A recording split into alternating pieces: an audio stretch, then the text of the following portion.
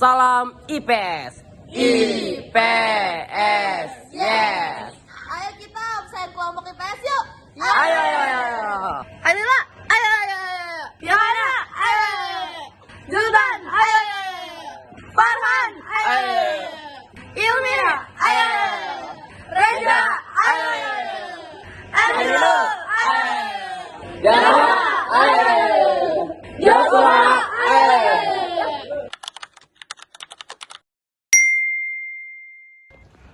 Zara, apa yang reformasi itu apa sih?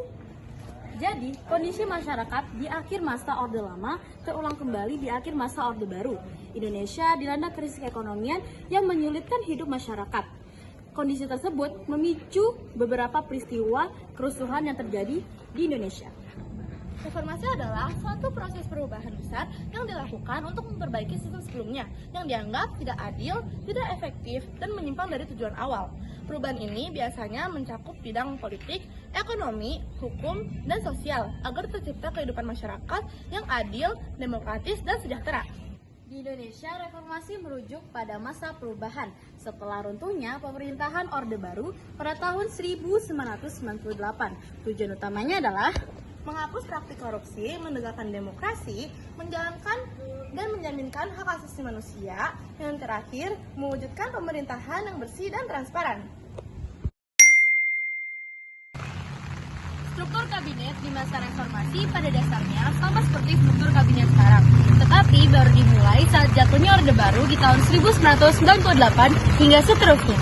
Masa reformasi dimulai pada saat pemerintahan Presiden B.J. Habibie dari 21 Mei 1998 sampai 30 Oktober 1998. Yang kedua ada Presiden Abdurrahman Wahid atau Gus Dur dari 20 Oktober 1999 sampai 23 Juli 2001. Yang ketiga ada Presiden Megawati Soekarno Putri dari 23 Juli 2001 sampai 20 Oktober 2004. Dan ada juga Presiden Susilo Bambang Yudhoyono dari 20 Oktober 2004 sampai 20 Oktober 2014. Dan ada juga Joko Widodo dari 20 Oktober 2014 sampai 20 Oktober 2024. Dan juga ada Presiden Prabowo Subianto dari 20 Oktober 2024 sampai sekarang.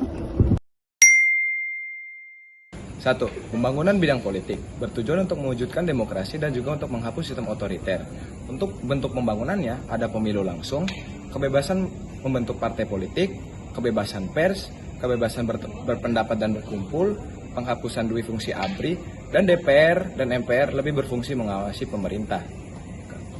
Nah, nomor 2-nya, pembangunan di bidang hukum. Tujuannya ialah menegakkan keadilan dan memberantas korupsi.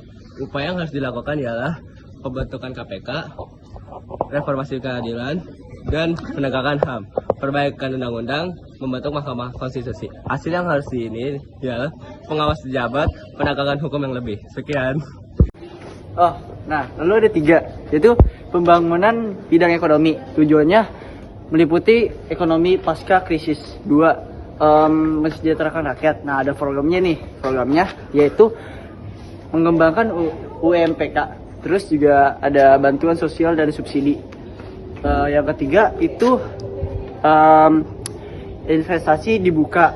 Yang keempat, pengadilan inflasi. Yang kelima itu penciptaan lapangan kerja. Nah, hasilnya penumbuhan ekonomi meningkat dan kemiskinan itu jadi kurang. 4. Pembangunan bidang sosial. Tujuannya yaitu meningkatkan kualitas hidup rakyat. Programnya yaitu bantuan pendidikan, jaminan kesehatan, program keluarga harapan, dan perlindungan anak dan perempuan. Hasilnya yaitu pendidikan lebih merata dan kesehatan lebih terjangkau. 6. Pembangunan bidang keamanan. Tujuannya adalah menjaga stabilitas negara. Upayanya adalah pemisahan TNI dan Polri, penanganan konflik daerah, penanggulangan terorisme. Hasilnya adalah keamanan lebih stabil dan penanganan hukum lebih profesional. Oke, segitu aja dulu.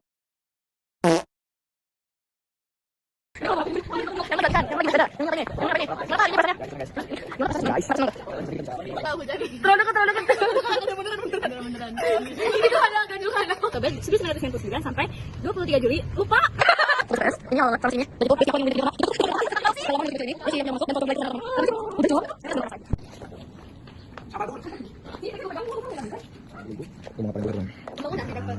Jaminan kesehatan, program keluarga harapan, perlindungan anak dan perempuan.